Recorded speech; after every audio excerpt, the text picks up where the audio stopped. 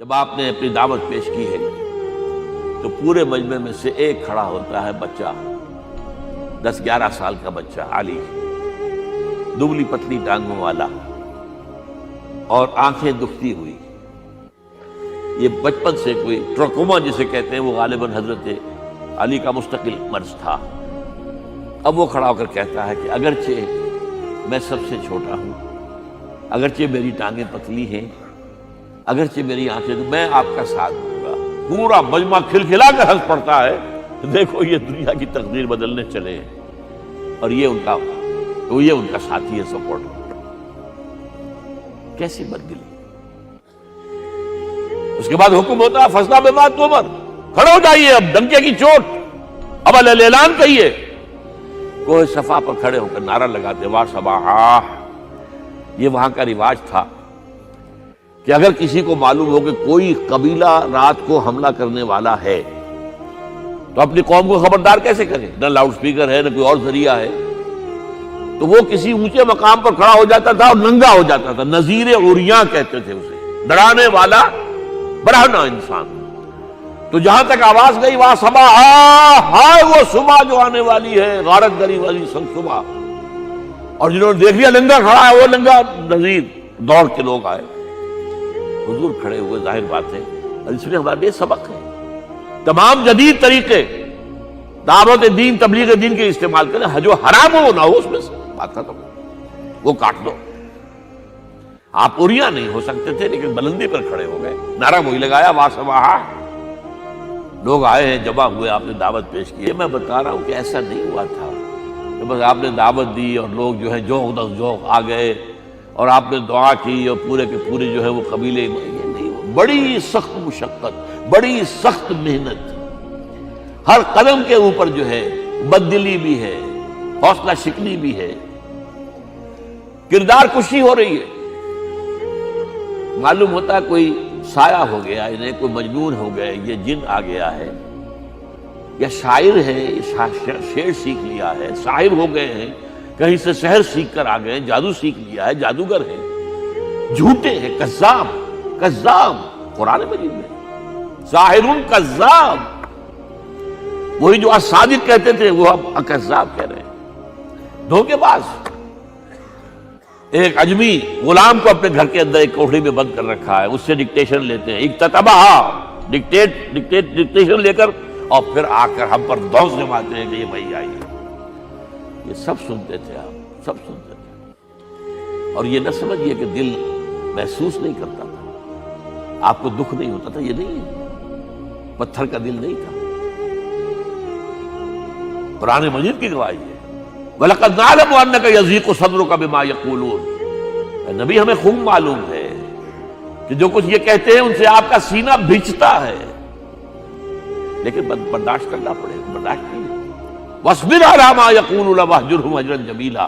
جو کچھ یہ کہہ رہے ہیں اسے برداشت کیجیے، برداشت کیجیے۔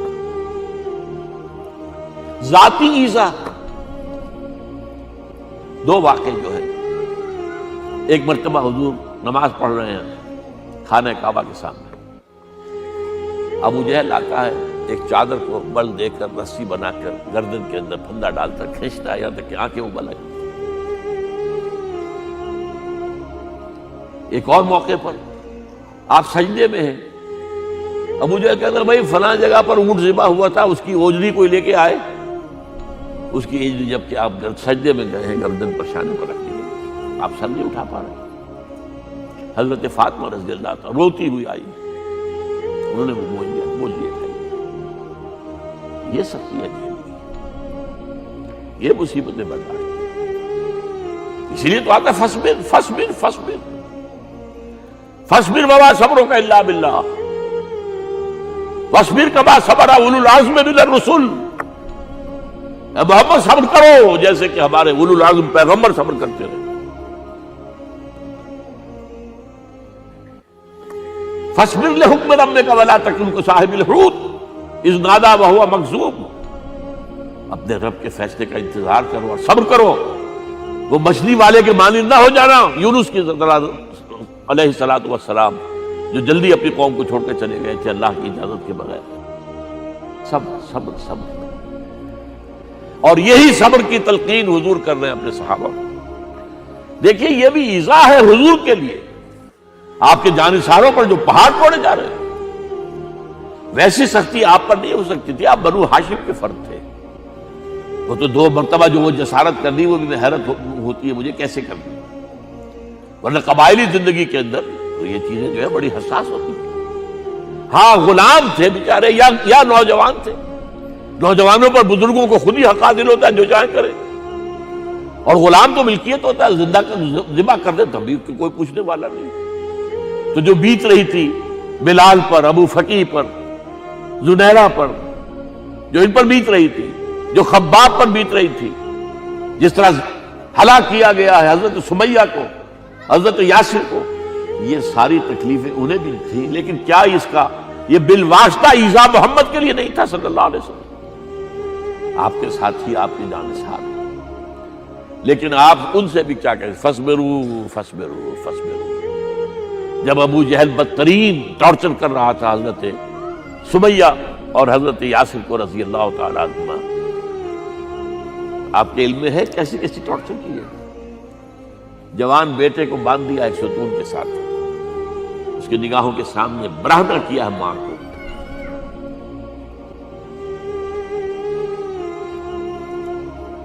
ہاتھ میں ایک مورتی ہے، جب تنگ آ گیا ستا کر تنگ کر کے مار مار کے حضرت سمیہ ٹس سے مس نہیں ہو رہی، کہتا ہے تم ایک دفعہ کہہ دو سمیہ کہ ہاں اس مورتی میں بھی کچھ ہے، میں تمہیں چھوڑ دوں۔ انہوں نے تھوک دیا، برچھا مارا ہے شرمگاہ کے اندر۔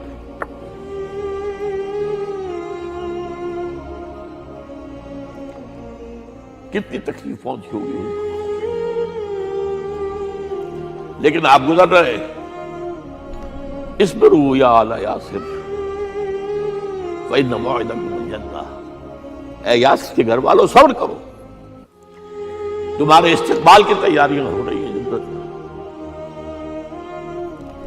یہ سیرت کوئی بناتا سناتا ہے، یہ سیرت۔ یاسر کے ساتھ کیا کیا ہے، 4 اونٹ نر سانڈ، اور ان کے ساتھ رسے باندھ کر ایک رسے سے ان کا ایک بازو باندھا، ایک سے دوسرا بازو، ایک سے ایک ٹانگ، دوسرے سے دوسری ٹانگ، انہیں دوڑایا ہے کہ پرکھتے اڑ جیسے۔ یہ دین ایسے ہی قائم نہیں ہوا، عدل و انصاف کا نظام ٹھنڈے ٹھنڈے قائم نہیں ہوتا، گھر میں آرام سے بیٹھے ہوئے قائم نہیں ہوتا۔ اور سنیے، 3 برس شیب بنی ہاشم کے تو قید ہے، 3 برس، اور یہاں کی قید پر قیاس نہ کریں، یہاں تو جیل میں کھانے کو ملتا ہے، راشن ملتا ہے، جیسا بھی ملتا تو ہے نا، اور لیڈروں کے لیے تو class A class B class ہے، تو ان کا تو لیڈر تو لوگ جب آتے ہیں جیل کاٹ کر معلوم ہوتا ہے کہ شاید کسی صحت افزا مقام سے تشریف لا رہے ہیں۔ وہاں کیا تھا، ٹوٹل بائیکاٹ، ایک گھاٹی، ادھر پہاڑ ادھر پہاڑ، دونوں طرف جو ہے پہرے، کوئی کھانے پینے کی چیز اندر نہیں جائے گی، اور پورا خاندان بنی ہاشم، وہ بھی کہ جو ایمان نہیں لائے، وہ قبائلی زندگی تھی نا۔ بنو ہاشم چونکہ حضور کو پشت پناہی چھوڑنے کو تیار نہیں ہوئے، ابو طالب نے آخری وقت تک بھی ساتھ نہیں چھوڑا۔ ہاں آخری وقت کے قریب ایک بات ہو گئی تھی، ایک مرتبہ تو ہوا کہ وفد آیا ہے قریش کا کہ اپنے بھتیجے کو روک لو، وہ ہمارے معبودوں کی توہین کرتا ہے۔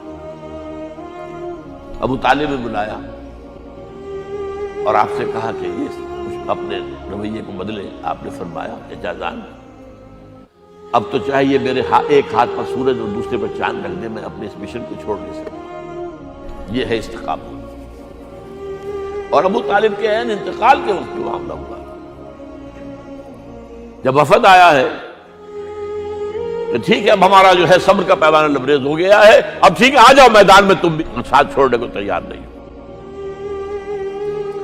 ابو طالب نے بلایا، بھتیجے مجھ پر اتنا بوجھ نہ ڈالو جو میں برداشت نہ کر سکوں۔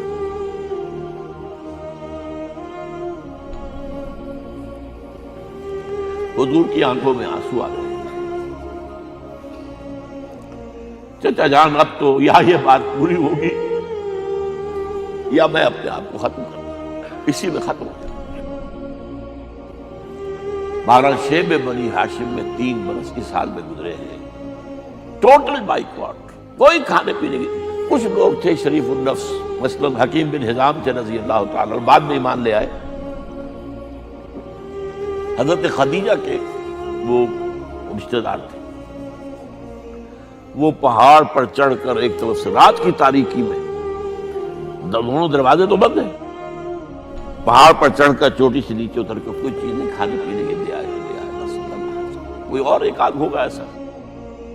یہاں تک نوبت آئی ہے کہ بنی ہاشم کے یہ پھول جیسے بچے معصوم بھوک سے بلبلا رہے ہیں، اور اس کے سوا کچھ نہیں ہے کہ سوکھے چمڑے ابال کر اس کا پانی ان کے حلق میں ٹپکا دیا جائے.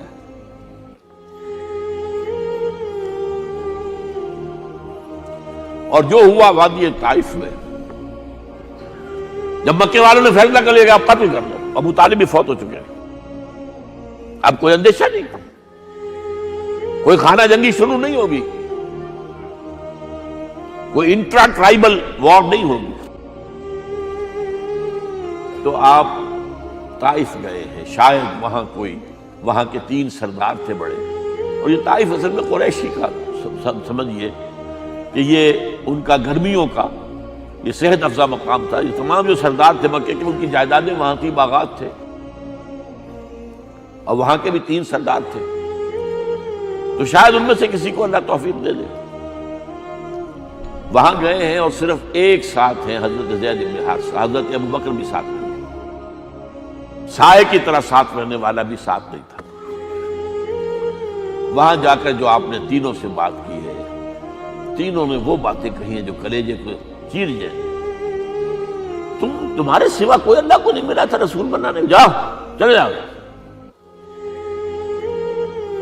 ایک کہتا ہے فوراً چلے جاؤ یہاں سے، اس لیے کہ ہو سکتا ہے کہ تم سچے ہو تو کہیں میں تمہاری توہین نہ کر دوں، اور یہ بھی ہو سکتا ہے تم جھوٹے ہو تو جھوٹے کو میں منہ نہیں لگانا چاہتا. 3 دن کی یہ سختی، اور اس میں کیا ہو رہا ہے؟ اسٹریٹ ارچنز جو کہلاتے ہیں ہمارے چھوکرے گلیوں کے، انہیں اشارہ کر دیا ذرا ان کی خبر لو. اب وہ پتھراؤ کر رہے ہیں. جیسے ہمارے ہاں کوئی آ جاتا ہے، کوئی نیم پاگل یا کوئی اور کسی طرح کا مست قسم کا آدمی، اور اس کے اوپر چھوکرے چاروں طرف ہوں اور ستا رہے ہوں. یہ نقشہ تھا، اور طائف کی گلیاں تھیں، اور محبوب رب العالمین تھے. ادھر سے پتھر آ رہے ہیں تو زید بن حارثہ رکاوٹ بن گئے ہیں، لیکن پیچھے سے آ رہے ہیں، وہ کیسے روکیں گے؟ پیچھے جاتے ہیں تو ادھر سے آ رہے ہیں. جسم لہو لہان ہے، خون رس رس کر زخموں سے جوتیوں میں آ کے جم گیا ہے. پھر وہاں سے آپ نکل کر گئے ہیں. ایک باغ میں تھوڑی سی پناہ لی ہے تھوڑی دیر کے لیے، جوتے بڑی مشکل سے اترے ہیں، خون جمع ہوا. اور وہ جو پھر دعا نکلی ہے آپ کے، وہ کلیجے کو چیر جانے والی ہے. اللہم الیک اشکو ضعف قوتی وقلت حیلتی وحوانی علی الناس. اے اللہ تیری جناب میں فریاد لے کر آیا ہوں اپنی قوت کی کمی کا، اپنے وسائل کی کمی کا، اور لوگوں میں جو رسوائی ہو رہی ہے. الی من تکلنی الی بعید یتجہمنی او الی عدو ملکت امری. مجھے کس کے حوالہ کر دیا ہے؟ مجھے دشمن کے حوالے کر دیا جو چاہے میرے ساتھ کر گزرے. فریاد ہے کہ نہیں؟ بڑی زوردار فریاد ہے، بڑی زوردار. لیکن پھر مقام عبدیت کا ضرور ہوتا ہے. ان لم یکن علی غضبک فلا ابالی. اے اللہ اگر تو ناراض نہیں ہے، مجھے اندیشہ یہ ہو گیا کہ کہیں تو ناراض تو نہیں ہو گیا ہے، کہیں تو نے میرا ساتھ تو نہیں چھوڑ دیا. اگر تو ناراض نہیں تو مجھے کوئی پرواہ نہیں، جو ہو سو سر تسلیم خم ہے جو مزاج یار میں. واپس آئے ہیں تو مکے میں داخل نہیں ہو سکتے تھے، وہاں تو قتل کا فیصلہ ہو چکا. باہر ہی آپ نے ڈیرا لگایا. زید بن حارثہ کو بھیجا، فلاں شخص کے پاس جاؤ کہ تم اگر امان میں لے لو محمد کو تو محمد آ جائے۔ میں تو میری یہ پوزیشن نہیں ہے، میں قریش کے مقابلے میں امان نہیں دے سکتا۔ دوسرے کے پاس بھیجا، اس نے بھی کچھ ایسے جواب دے دیا۔ تیسرے کے پاس جب گئے حضرت زید، مطعم بن عدی، اس نے کہا ٹھیک ہے میں امان دیتا ہوں محمد کو، وہ آ جائے مکے میں۔ حضور سے آگے کہا، حضور نے فرمایا نہیں جا کر کہو، آ کر لے کر جا۔ کیوں؟ کیا پتا اچانک جو ہے میرے داخل ہوتے ہی کوئی مجھ پر حملہ کرے، قتل کرے۔ وہ تو یہ کہہ سکے کہ ہمیں کیا پتا تھا کہ مطعم نے جو ہے امان دی ہے، I never knew it۔ اب یہ قبیلے کے اندر یہ ہوتا تھا کہ ایک نے امان دے دی، سب کی طرف سے امان۔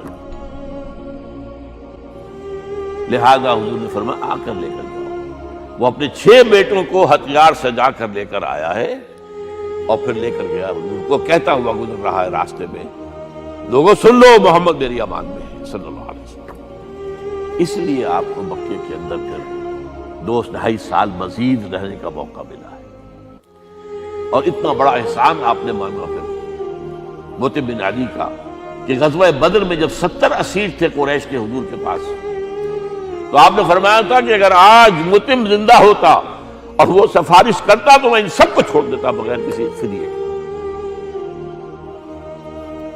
بہرحال یہ چند باتیں میں نے آپ کو بتائی، باقی تو یہ کہ غار ثور ہے کیسی کیسی، اور پھر غزوہ بدر سے پہلے کی رات ہے، اور وہ آپ کا زندگی کا طویل ترین سجدہ ہے۔ اس میں جہاں تک یہ الفاظ بھی آپ نے کہہ دیا، اللہ اگر کل یہ جو 313 یہاں جمع ہیں اگر یہ ختم ہو گئے تو پھر قیامت تک تیرا نام لینے والا کوئی نہیں ہوگا، میں آخری رسول اور میری یہ 15 برس کی کمائی ہے۔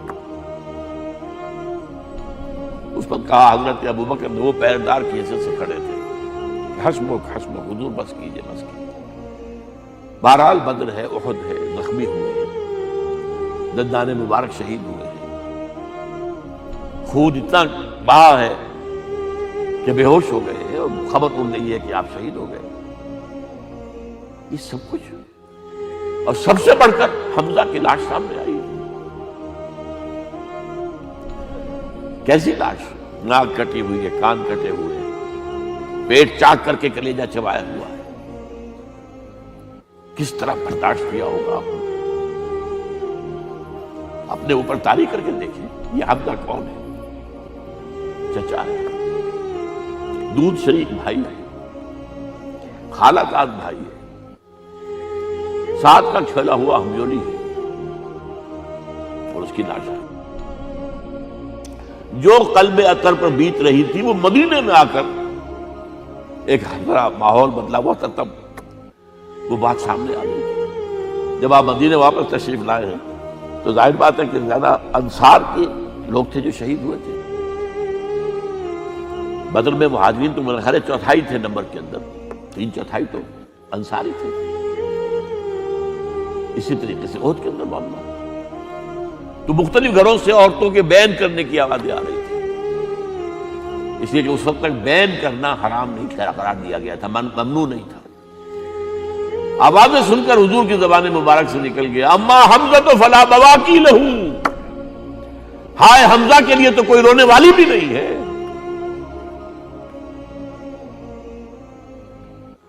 اس پر پھر صحابہ نے، انصار نے اپنے یہاں کی خواتین کو حضرت صفیہ کے یہاں بھیجا، وہ سگی بہن تھی، وہاں انہوں نے جا کے بھی تعزیت کی، بہن کی۔ غزوہ احزاب کا آپ نے سن لیا، اس وقت اسوہ رسول پر نہ معلوم کیا کیا باتیں چیز لوگوں میں مشہور ہو گئی۔ اس وقت لفظ آیا کہاں ہے قرآن میں؟ سورہ احزاب میں۔ وہ اس وقت کیا تھا؟ جب خندق کھودنے کا فیصلہ ہوا ہے اور خندق کھود رہی ہے، حضور بھی لگے ہوئے ہیں، بھاری بھاری پتھر اٹھا کر کندھے پر لا کر باہر پھینک رہے ہیں، پتھریلی زمین تھی، ایک پتھر کسی سے ٹوٹا نہیں تھا، تو حضور نے جو ہے 3 دفعہ جو اس کے اوپر ضرب لگائی تب ٹوٹا ہے۔ لیکن یہ کہ کئی دن کے فاقے ہو چکے تھے، کھانے کو کچھ نہیں، پورا محاصرہ تھا، 12,000 کا لشکر گھیرے ہوئے، یہاں تک کہ آپ کو معلوم ہے کہ گھروں کے اندر بیت الخلا تو نہیں ہوتے، باہر جاتے تھے قضاء، اس کا کوئی امکان نہیں۔ شدید ترین آزمائش جو ہوئی ہے اس کا نتیجہ ایک طرف یہ نکلا کہ منافقین کا نفاق ان کی زبانوں پر آ گیا۔ قرآن مجید میں ہے یہ انہی آیات میں، ما وعدنا اللہ ورسولہ الا غرورا، ہمیں تو اللہ اور اس کے رسول نے دھوکہ دے کے مروا دیا۔ ہم سے کہا تھا کہ قیصر و کسریٰ کے خزانے تمہارے قدموں میں آئیں گے، اور حال یہ ہے کہ ہم رفع حاجت کے لیے باہر نہیں جا سکتے، کھانے کو کچھ نہیں۔ اس وقت کچھ صحابہ آئے ہیں حضور صلی اللہ علیہ وسلم سے، دیکھیے فاقے سے کمر دوہری ہوئی جا رہی ہے، ہم نے اپنے پیٹوں پر پتھر باندھے ہوئے، چادروں کے ساتھ پتھروں کسا ہوا تاکہ کمر سیدھی رہے۔ حضور نے اپنا کرتا مبارک اٹھا کر دکھایا، 2 پتھر تھے۔ یہ ہے اسوہ، یہ ہے آپ کی سنت، آپ کا اسوہ حسنہ۔ لیکن اس اسوہ حسنہ سے فائدہ کون اٹھا سکتا ہے؟ لقد کان لکم فی رسول اللہ اسوۃ حسنۃ لمن کان یرجو اللہ والیوم الآخر وذکر اللہ کثیرا۔ اسوہ تو اپنی جگہ ہے، قرآن میں ہدایت سب کے لیے، ھدی للناس، لیکن فائدہ اٹھائیں گے صرف متقین، ھدی للمتقین، ہے سب کے لیے، اسوہ سب کے لیے ہے، لیکن استفادہ وہی کر سکے گا جو 3 شرطیں پوری کرے، اللہ اور یوم آخر پر ایمان اور اللہ کا ذکر کثرت کے ساتھ۔ بہرحال یہ میں نے آپ کے سامنے اس حوالے سے رکھا ہے، یہ اسوہ جو ہے حضور کا، یہ ہم پر اتمام حجت ہے۔